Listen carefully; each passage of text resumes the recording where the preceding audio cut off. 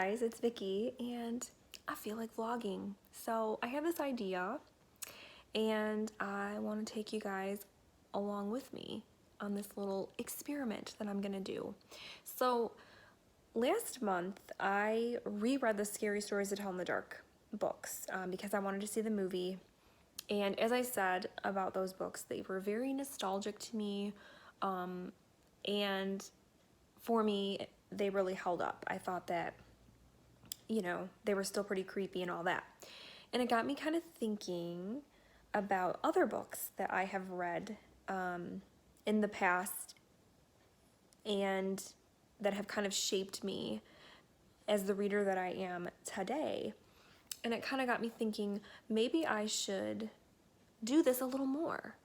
Read some more books that I really enjoyed either as a child or young adult or whatever, and see if I feel the same way about them. So naturally, I have decided that I'm going to go with a series that, for this experiment, that really just rocked my world when I was a kid. And that is, of course, the Goosebumps series by R.L. Stine. I've said this many times, the Goosebumps books have just really shaped me as a reader. They really got me into reading, they really got me into spooky stuff, and I just adored them. And so recently I have been collecting and trying to get back a lot of those books.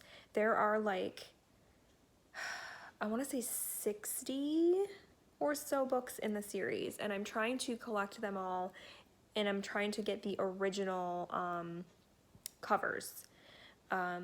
And so far I have about half of them now. I've been hunting them down and I have found about half of them. And yeah, I kind of think I want to reread all of them eventually because it's going to take some time. But for this vlog, I thought, wouldn't it be fun to go ahead and just read the first three? Because I mean, they're relatively short. And in all honesty, these first three, I don't really remember much about them. I know I read them, but I don't really remember much about them. So the first three Goosebumps books that I'm going to be reading are Welcome to Dead House, Stay Out of the Basement, and Monster Blood. So I'm really stoked about this. I think it's the perfect time of year because we're going into like Halloween season. We're going into October. It's a perfect time to attack this. And I think I might call this series like retro reads or something like that. Yeah, but I thought it would be a fun way to kick this off and to kind of just do this experiment and see how it goes. I'm really excited, but I'm also a little bit nervous because I think anytime that you revisit something that you really loved as a child or even, a few years ago, sometimes when you revisit it, it doesn't hold up. And it's like, are these gonna hold up for me? Am I gonna think they're as great as I did when I was a kid?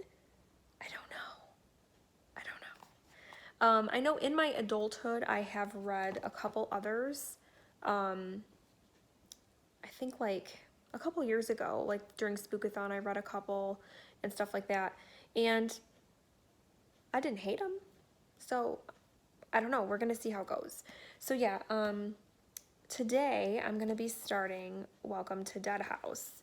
And then like eventually throughout the year, I will eventually read the whole series, but this vlog, I'm just gonna be talking about the first three.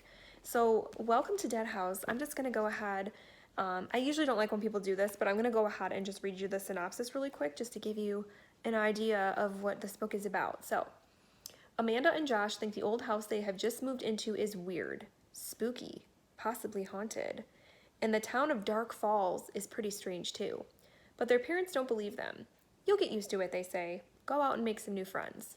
So Amanda and Josh do. But these new friends are not exactly what their parents had in mind, because they want to be friends forever. So, I don't know. I feel like some of this is going to be corny. It's going to make me chuckle.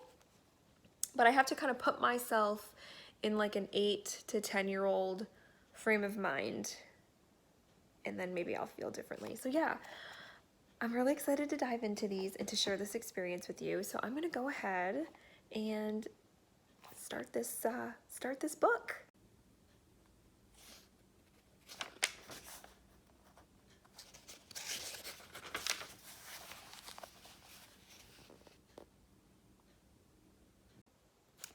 Hey guys, so I thought I would give you a little update on how I'm doing with Welcome to Dead House. I'm at about the halfway point, and I'm liking it so far. I don't remember this book. Like, it's really weird because I know I read it, I know I owned it, but I don't remember it. So, I have a feeling that I know what the twist is, and that's fine. I mean, it's a book for middle grade readers. I'm pretty sure that I'm gonna figure out most of the twists as I read these, but I think that so far this book is pretty good. He's really setting up kind of the story, taking his time. Like I said, I'm about halfway through, and there's definitely still a lot of like build up happening. Yeah, there's been a couple of scenes that I don't want to say they scared me or even really creeped me out, but if I were reading this as an 8 to 10-year-old, I would have probably gotten a little creeped out. So yeah, not too bad. And then of course, everybody knows how R.L. Stine is with his like cliffhanger endings at every chapter. He definitely does it in this book too. It's not as bad, but there's definitely been a few chapters that have done that. So yeah, I mean, overall, I don't hate it. And I'm kind of excited to see like what the how the outcome is going to be. Like I said, I'm pretty sure I know the twist, but I'm not 100% sure what the outcome is going to be. So yeah, I will let you guys know how it goes. Austin and I are getting ready to go out to dinner, have a little date night because we are celebrating our anniversary today. It was on Monday, today is Saturday. So yeah, we are having grandma come over to babysit, and we're gonna go out to dinner. So I don't know if I'll read any more of this today. I should definitely finish it tomorrow because I mean, I'm at the halfway point and there's only like 60 pages to go. So I should definitely finish this tomorrow and I'll be able to go on and start with the next one.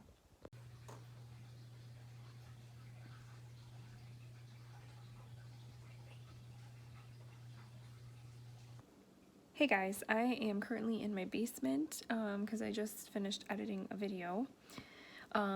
Sorry if you can sort of hear like water dripping in the background. I'm in my basement and my sump pump is like right there, and it's raining outside, so it's like making a lot of noise, but I just like to pretend like it's like water fountain ambience or something.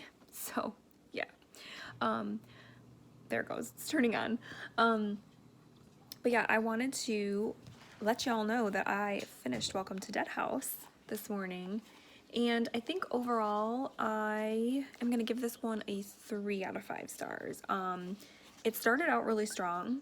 I thought that it definitely, for a kid's book, had some spooky elements. There were a couple of scenes that I think as a child, you know, if a child were reading this, they'd be pretty creeped out. An example that I can sort of give without being spoilery, there's a scene where like literally someone's skin melts off of their bones. I mean, that's pretty creepy, right? But the kind of issues I had were a little bit more towards the end. There were some timeline issues that, again, I think if I were reading this as a kid, I would have completely overlooked, but being that I am not a kid, I was like, wait a second, because, how can I say this without giving too much away? There's a point where the kids, it's like, it's a little bit after midnight, and then something happens, they get back to their house, it's a little bit after 2 a.m., and then bam, and then it's like, some stuff happens, but then bam, it's like dawn, and it's like, okay, the stuff that just went on did not take like 3 hours to happen, yet the sun's coming up. So like, it was like, I don't know, maybe I'm being nitpicky, but that just kind of was weird. And then there was the final scene in the book. I was like, what? Because it seemed to kind of not go with the way that I thought the book was going to end. Like, the way that things wrapped up, that final chapter just didn't make sense to me. So I did knock it down to a 3-star for those two reasons. Were there some cheesy elements? Yes. Were there the typical R.L. Stine cliffhanger chapter endings? Yes. I was expecting that. I love that. But yeah, this was a pretty good one. I still would like recommend people read it. Because it does have like an interesting plot. Obviously there are some things about it that you kind of have to suspend your belief or disbelief. How does that saying go? You have to basically just like, don't think too hard about it. Because if you do, you're going to find a lot of fault. But I enjoyed it. I thought it was pretty entertaining. So yeah, 3 stars for this one. I was not that disappointed or anything by it. So I'm going to be moving on to the second book in the Goosebumps series, and that is Stay Out of the Basement. Now this one, of the 3 that I'm reading in this vlog, this is one that I remember reading the most, but I still don't remember much about it. So once again, I'm going to just go ahead and read you the back to give you an idea of what this book is about. So, Dr. Brewer is doing a little plant testing in his basement. Nothing to worry about, harmless really. But Margaret and Casey Brewer are worried about their father, especially when they meet some of the plants he is growing down there. Then they notice that their father is developing plant-like tendencies. In fact, he is becoming distinctly weedy and seedy. Is it just part of their father's harmless experiment, or has the basement turned into another little shop of horrors? So, yeah, this one looks fun. I like the cover. It's interesting. So yeah, I feel like this one's going to be kind of have more of a almost sci-fi sort of feel to it, which is fun. Yeah, so I am going to be diving into this one, and I'll let you guys know what I think of it. Okay, so I obviously have bought most of these books, all of them actually, used, and I love when this kind of thing happens, when you find used books and it has, you know, some sort of writing or inscription in it.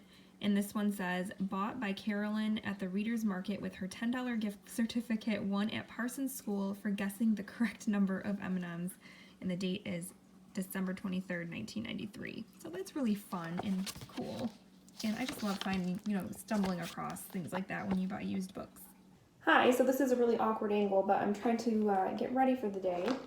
But I wanted to update you guys on Stay Out of the Basement. I'm at about the halfway point. And I mean, I have to agree, or not agree, I have to say that the story's pretty silly. You know, to me, this kind of plot just isn't scary. Which is fine. It definitely has kind of a like mad scientist kind of sci-fi vibe. That whole kind of like messing with nature and the natural order of things, which to some people is scary. But to me, it just doesn't really do anything. However, I do have a couple of thoughts about that I was thinking about at the start of this book, and then it kind of got me thinking about Welcome to Dead House again. And that is that this book deals with a brother and sister whose father is really, really wrapped up in his work. He's like borderline obsessed, and that's all he really seems to care about. And I think that that's a theme that R.L. Stine is kind of touching on in this book, that a lot of kids sadly can really relate to, because let's face it, there are some parents out there who just work a lot, and kids often feel, you know, left out, neglected, what have you. And that's not necessarily like the fault of the parents. Sometimes they have to work that much and whatnot, but I think it's definitely a theme that I think as a kid reading this, you might relate to that and say, yeah, you know, like my dad works a lot too, and that seems to be like all he cares about. And then you have in Welcome to Dead House, kind of an underlying theme in that book was the kind of anxiety and the fear of moving to a new place, which again is something that a lot of kids experience at least once. I personally never did. I grew up in the same neighborhood and went to the same school my whole life and everything like that, so I never experienced that, but a lot of kids do, and it's a very stressful, scary thing, and he kind of touched on that in Welcome to Dead House. So I'm wondering if, maybe not in every Goosebumps book, but in some of them, he's going to be touching on themes underneath these like scary stories that kids can really latch onto. So yeah, I thought that was kind of interesting because it's not something that I was really expecting to find in a Goosebumps book. It definitely wasn't something that I was looking for, but it's there. So I thought that was kind of cool that he, whether intentionally or not, you know, has done that. So here, I'm gonna pick you up really quick. So yeah, but as far as the story goes, it's just it's pretty cheesy. I think the parts that are supposed to be scary, I found myself laughing. It is what it is. I'm still having a fun time. So I'm really hoping to finish this one today. I might finish it up on audio only because I have another book I'm starting today. That's a buddy read, and I really want to get started on that one. So I might finish this one up on audio because they do have it on Scribd, which is exciting. And then yeah, I will let you guys know my final thoughts on Stay Out of the Basement in a little while. Hey guys, so I thought I would let you all know that I finished Stay Out of the Basement. I listened to the last probably half of the book on audio today. And I think I'm going to give this one a 3-star as well. Mostly because I think just the plot itself, like the story itself, just isn't something that I would normally gravitate towards when it comes to like horror or scary things that I'd like to read. I'm more into like supernatural horror or like, you know, like serial killer stuff, like that sort of thing. So this had definitely more of like a kind of sci-fi sort of element to it, and kind of like, yeah, like I don't want to say like creature feature because it's not quite that like that, but sort of. So yeah, it was good though. I think that the very last bit, like the last couple sentences, whereas in Welcome to Dead House, I thought it didn't work at all. In this one, I was like, okay, that was really good. It was a nice little kind of, I don't want to say cliffhanger ending, but it was a good ending given what the rest of the story was. So yeah, I enjoyed this one, but like I said, it was a 3-star. So that means I'm going to start the third book. I'm not going to start it right now because I started a buddy read today, and so I want to focus on that. So once I'm done with this book, the book I'm buddy reading, I am going to go ahead and start Monster Blood. And this is another one that like I know I read. I think there's 3 Monster Blood books, or is it 4? I don't even remember, but I know I read the first one, but I remember nothing about it. So let me go ahead and read you the back like I've been doing, because I just think they're really fun synopses. Is that a word? Anyway, let me just read it to you. So it says, while staying with his weird great aunt Catherine, Evan visits a funky old toy store and buys a dusty can of Monster Blood. It's fun to play with at first, and Evan's dog Trigger likes it so much he eats some. Uh-oh. But then Evan notices something weird about the green slimy stuff. It seems to be growing and growing and growing. And all that growing has given the Monster Blood a monstrous appetite. So, that sounds like fun. I like this cover too. It's pretty cool. So, yeah. Hopefully I will be able to start this. Probably in the next week or so I'll be starting this one. So I'll just pick the vlog back up. You guys won't even notice that there's a time difference. So what do you care? So anyways, yeah, I will check back in with you guys once I start this and give you some of my thoughts on it.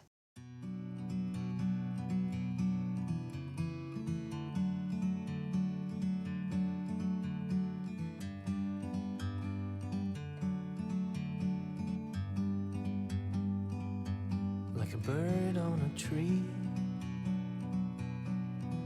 I'm just sitting here, I got time, it's clear to see. From up here, the world seems small. We can sit together, it's so beautiful, you and me. We meant to be in the great outdoors, forever free.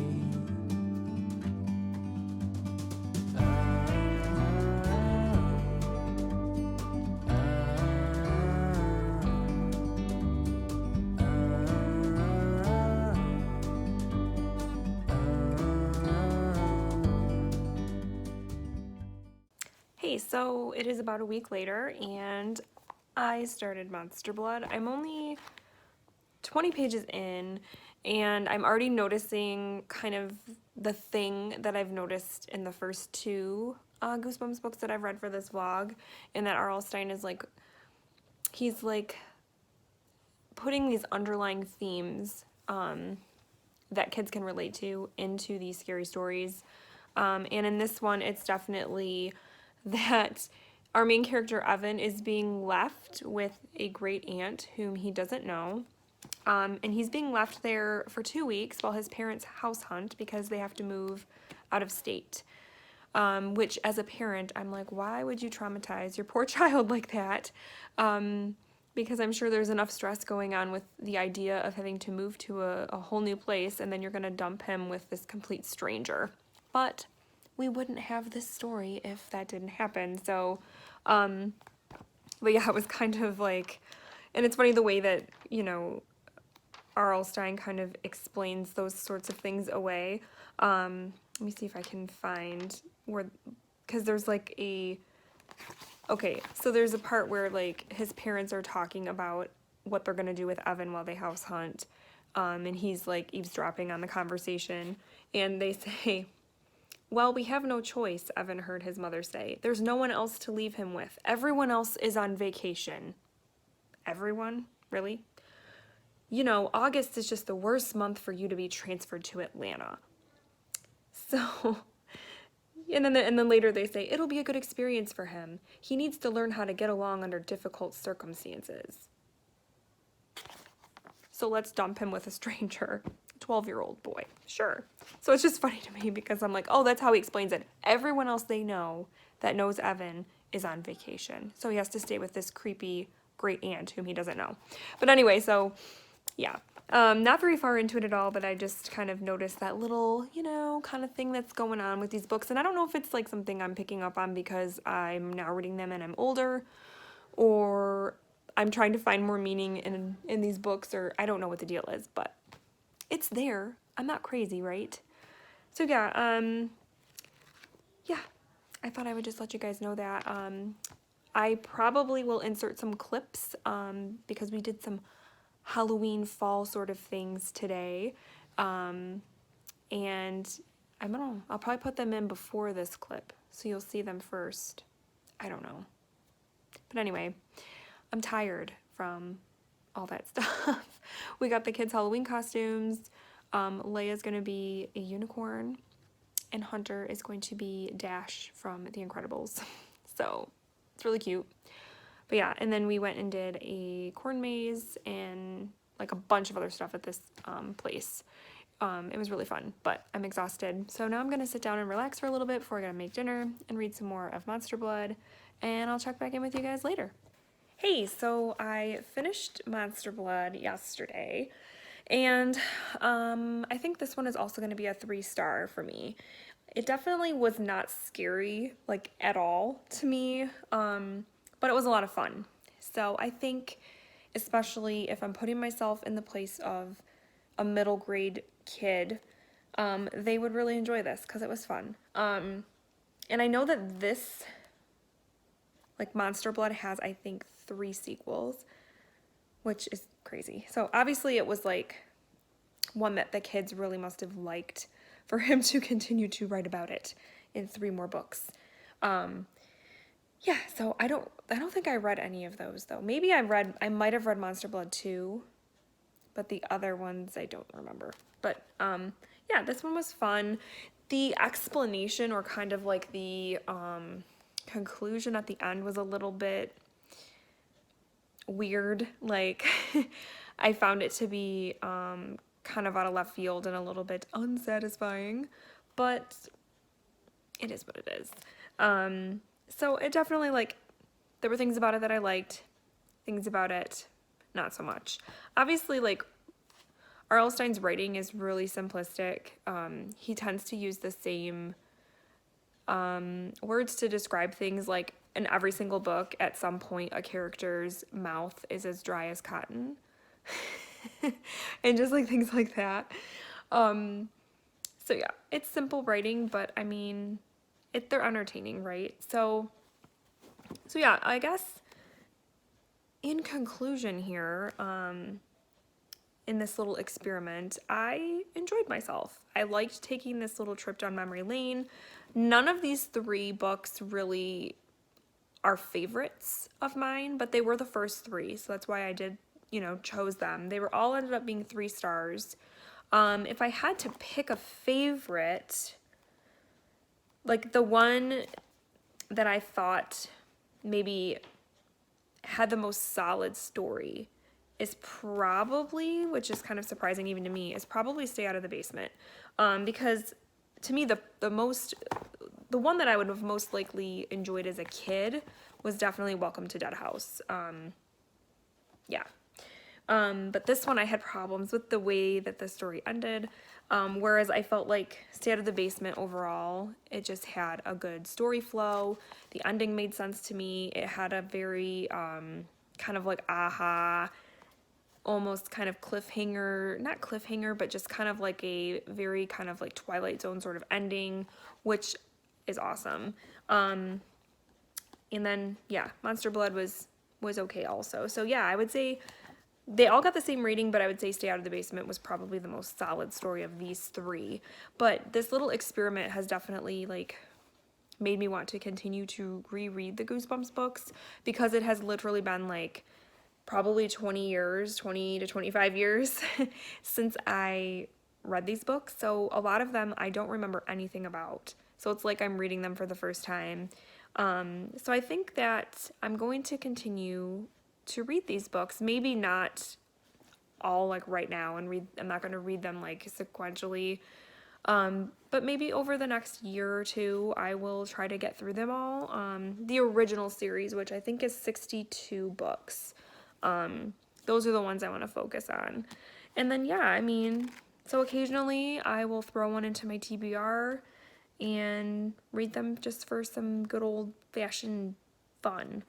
But yeah, I've really enjoyed this journey. I thought I would, because I am generally a nostalgic person, so I knew that this was gonna definitely do something for me.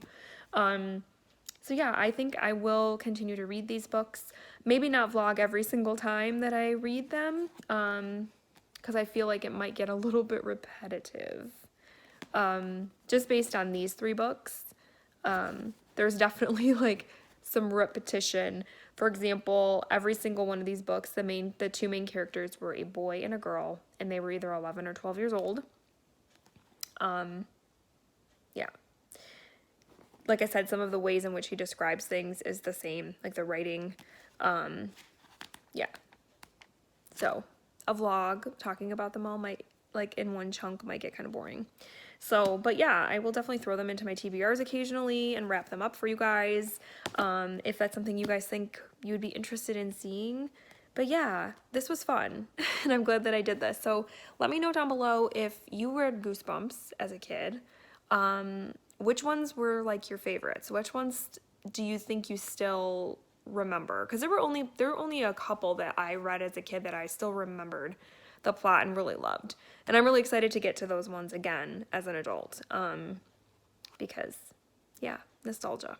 So yeah, let me know though, what you think of the Goosebumps books, and if there are any other books that you read or series that you read as a kid that you maybe haven't revisited since childhood and want to, because this is definitely something that I think I want to start doing, even beyond Goosebumps, maybe start revisiting some books that have impacted me a lot in my life, throughout my life. I think it would be really cool to revisit those, because they have really shaped my reading. So yeah, I think that's all I have for this vlog, guys, and I hope that you enjoyed it.